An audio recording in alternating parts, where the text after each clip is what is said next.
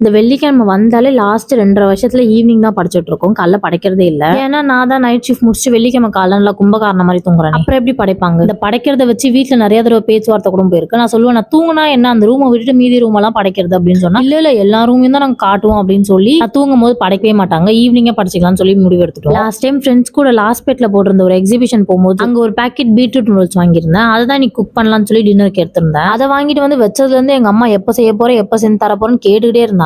ஆனா நான் ஒரு ஐடியா வச்சிருந்தேன். கடை ஸ்டைல சிக்கனும் எக்கும் போட்டு செஞ்சிடலான்னு. நான் வாங்கிட்டு வந்த நேரமோ என்னமோ தெரியல, அந்த வீக் ஃபுல்லா நான்வெஜ் சாப்பிடாத மாதிரி படைக்கிறதுனால அப்படி இப்படின்னு சொல்லி வந்துட்டே இருந்ததுனால அதை டிலே பண்ணிட்டே இருந்தேன். கடைசி அவங்களும் கேட்டுட்டு இருக்காங்களேன்னு சொல்லி சரி வெஜ்லயே பண்ணிடலாம்னு சொல்லி சிக்கனும் இல்ல முட்டையும் இல்லாம வெஜ்ல தான் பண்ணிருந்தேன். ஒரு கடாயில எண்ணெய் ஊத்தி பூண்டு போட்டு நல்லா சாட்டே பண்ணிட்டு ஆனியன் போட்டு நல்லா வதக்கிட்டே இருக்க வேண்டாம். இந்த ஆனியன் வதக்கும் போது உப்பு போட்டு வதக்குனா சீக்கிரமா சாட்டே ஆயிடும், டேஸ்டும் நல்லா இருக்கும்னு சொல்றாங்க. ஆனா எனக்கு டேஸ்ட்ல எந்த ஒரு டிஃபரன்ஸும் இல்ல. ஆனியன் வேணா சீக்கிரமா வதங்கிடுது. வெஜ்ஜஸ்ல வழக்கமா ஆட் பண்றதா ஆட் பண்ணிருக்கேன். கேபேஜ் கொஞ்சம், கேப்சிகம் கேரட் கொஞ்சம் ஆட் பண்ணிருக்கேன். ஆனா நூடுல்ஸ்ன்றதுனால கொஞ்சம் நீட்டா அரிஞ்சு போட்டிருக்கேன். மசாலால 1 ஸ்பூன் அளவுக்கு காரத்தூள், கரம் மசாலா, கொஞ்சமா சிக்கன் பவுடர் ஆட் பண்ணி நல்லா மிக்ஸ் பண்ணி விட வேண்டாம். அதுக்கப்புறம் soya sauce, green chilli sauce, ketchup add பண்ணி நல்லா மிக்ஸ் பண்ணிட்டு நூடுல்ஸ் ஆட் பண்ணிக்க வேண்டியதான். இன்னைக்கு ஸ்டார்ட் பண்ணதுல இருந்து இந்த நூடுல்ஸ் கிட்ட பயங்கர போராட்டம் எனக்கு. தண்ணியில ஃபர்ஸ்ட் உப்பு போட்டு வேக வைக்கும் போது ஒரு 10 மினிட்ஸ் கழிச்சு பார்த்தா மேல குழன்னு இருந்த மாதிரி உள்ள வேகாத மாதிரி இருந்தது. அதுக்கப்புறம் ஸ்பூனை வச்சு ஒரு தடவை கிளறி விட்டதுக்கு அப்புறம் கூட அதே மாதிரி இருந்தது. நானே கொஞ்ச நேரத்துல பயந்துட்டேன், குழஞ்சு போச்சோன்னு. அதுக்கப்புறம் அம்மாவை கூட்டு பார்க்க சொன்னா வெந்த வரைக்கும் போது எடுத்துட்டு இதுக்கு மேல குழஞ்சிரும்ட்டாங்க. ஆனா உள்ள வேகவே இல்ல. வெளியே எடுத்து வச்சதுக்கு அப்புறம் ஒரு 20 மினிட்ஸ் கழிச்சு நார்மல் கன்சிஸ்டன்சில ஈக்குவலா வந்திருந்தது. அது எப்படின்னு எனக்கே தெரியல. அப்படியா நைட்டுக்கு அப்பா பானிபூரி வாங்கிட்டு வந்திருந்தாங்க.